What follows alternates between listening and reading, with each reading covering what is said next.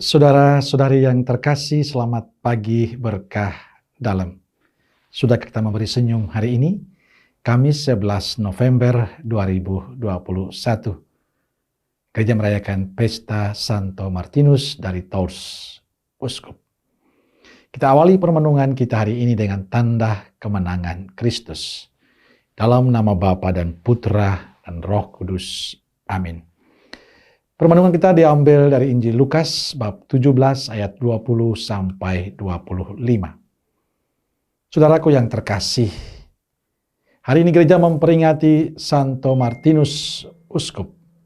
Ia lahir di Hongaria tahun 335. Orang tuanya belum mengenal Tuhan. Mula-mulanya ia menjadi serdadu. Konon ada cerita ketika berkuda melewati pintu gerbang kota Amiens.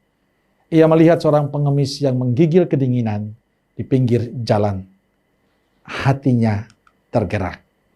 Maka ia membuka mantolnya, membagi dua mantolnya itu dengan pedangnya, lalu memberikan separuh mantolnya kepada pengemis itu. Tindakan ini adalah tindakan kasih. Karena ketergerakan hati yang melakukan sesuatu untuk pengemis itu. Dan sesudah ia dibaptis, Martinus berhenti dari dinas militer dan mendirikan biara di Prancis. Ia hidup sebagai seorang rahib. Ia mendampingi para imamnya dan mengutus mereka menjadi misionaris untuk mendampingi orang-orang miskin.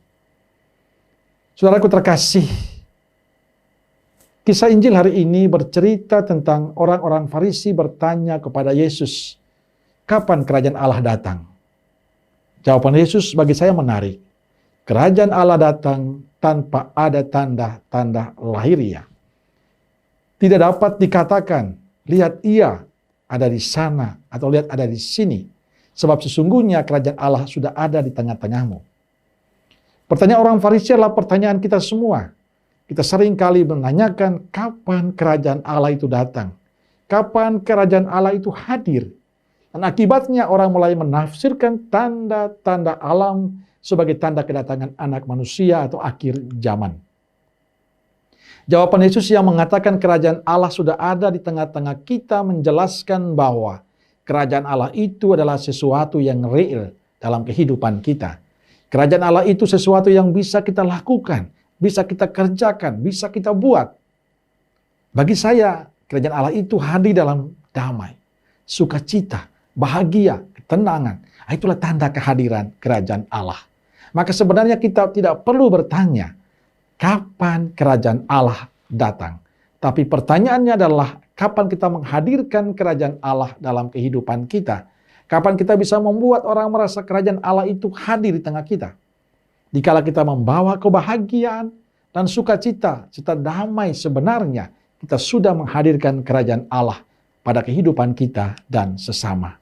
Maka bukan lagi bertanya kapan kerajaan Allah datang, tapi bagaimana saya menghadirkan kerajaan Allah dalam sikap hidupku. Menghadirkan kerajaan Allah dalam tugas-tugas perutusanku. Kita hendaknya terus berusaha selalu menghadirkan kerajaan Allah dalam kehidupan kita dengan sikap hidup kita yang baik, dengan cara hidup kita yang baik, dengan tutur kata kita yang baik, perilaku hidup kita yang baik. Dan saya kita semua bisa. Cuma pertanyaannya adalah, apakah kita mau ataukah tidak? Dan inilah tantangan hidup beriman kita. Maka saya berharap semoga sebagai murid Yesus, kita tidak lagi bertanya kapan kerajaan Allah datang, tapi bagaimana kita menghadirkan kerajaan Allah itu dalam kehidupan kita. Bagaimana kita menghadirkan kerajaan Allah lewat sikap dan cara hidup kita yang baik. Saudaraku terkasih, Santo Martinus mendirikan kerajaan Allah, menghadirkan kerajaan Allah dengan kepedulian pada yang miskin. Bahkan sebelum ia dibaptis, ia sudah melakukan sesuatu untuk pengemis di pinggir jalan dengan memberikan mantolnya.